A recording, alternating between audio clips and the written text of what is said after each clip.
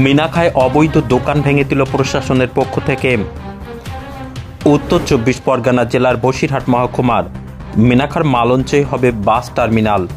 সেই টার্মিনাল তৈরি করার জন্য প্রয়োজন জায়গা।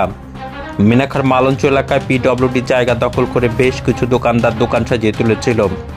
পিডব্লিউডির পক্ষ থেকে এবং পুলিশের পক্ষ থেকে সেই সমস্ত দোকানগুলিকে ভেঙে ফেলা হচ্ছে। এই পিডব্লিউডি জায়গাতে তৈরি হবে বাস টার্মিনাল।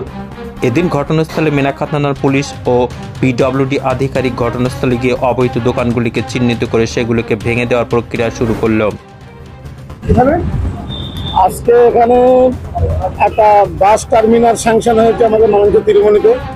তার জন্য পিডব্লিউ যত ফুটপাথ ছিল সেগুলো পরিষ্কার পরিচ্ছন্ন করা হচ্ছে।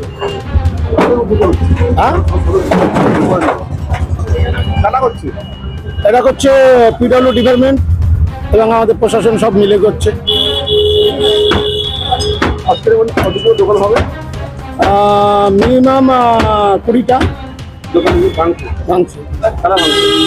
পিডব্লিউ ডিপার্টমেন্ট থেকে।